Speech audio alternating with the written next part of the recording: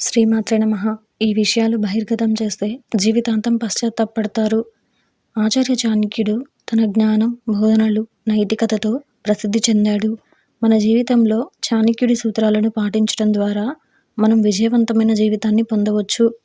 డబ్బు, ఆరోగ్యం, వ్యాపారం, వైవాహిక జీవితం మొదలైన అనేక అంశాలపై అనేక ఆలోచనలను చాణక్యుడు తన నీతిలో వివరించాడు.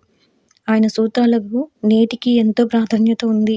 ఒక వ్యక్తి తన జీవితంలో కొన్ని ఆలోచనలను ఇతరులతో పంచుకోకూడదని చాణక్యుడు చెప్పాడు. ఈ విషయాలు ఎల్లప్పుడూ రహస్యంగా ఉంచాలి. ఎందుకంటే ఇది మనకు హాని కలిగిస్తుంది.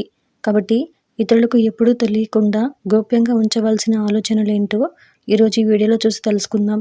మీరు ఇలాగే మరిన్ని మంచి విషయాలు తెలుసుకోవాలి అనుకుంటే మన ఛానల్ని సబ్స్క్రైబ్ చేసుకోండి.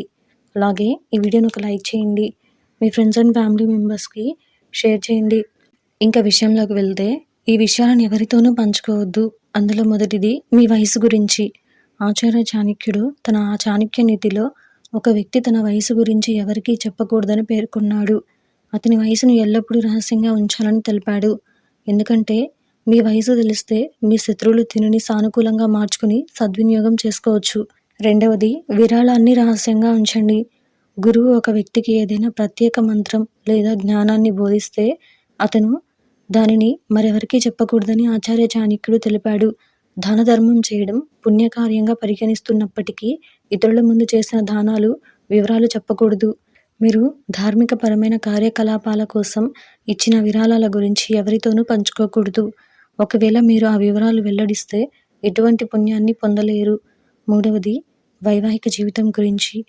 వైవాహిక జీవితం అనేది భార్యాభర్తల మధ్య ప్రేమ, సంరక్షణ నుంచి కలహాల వరకు అనేక అంశాలను కలిగి ఉంటుంది. చాలా విషయాలు చాలా రహస్యంగా ఉంటాయి. అటువంటి పరిస్థితుల్లో మీరు మీ వైవాహిక జీవితానికి సంబంధించిన విషయాలను మూడవ వ్యక్తితో పంచుకుంటే మీ ఇద్దరికీ నష్టం జరగవచ్చు. మీ వైవాహిక జీవితం గురించి చాలామంది పరాచకాలు ఆడొచ్చు, నవ్వొచ్చు. నాలుగవది, సంపద గురించి. ఆచార్య చాణక్యుడి ప్రకారం ఒక వ్యక్తి తన సంపాదన గురించి ఎవరికీ చెప్పకూడదు. మీరు ఎల్లప్పుడూ మీ ఆదాయాలను గోప్యంగా ఉంచుకోవాలి. ఎందుకంటే ఆ వివరాలు తెలిస్తే ప్రజలు మిమ్మల్ని బాధ పెడతారు. ఆచార్య చాణక్యుడు చెప్పిన ఈ విషయాలను మనం ఎప్పుడూ రహస్యంగా ఉంచాలి. లేకపోతే అది మీకు మరిన్ని సమస్యలను తెచ్చిపెట్టవచ్చు. ఇది మిమ్మల్ని కోపానికి గురి చేయడంతో పాటు అసంతృప్తికి కారణమవుతుందని గుర్తుంచుకోండి.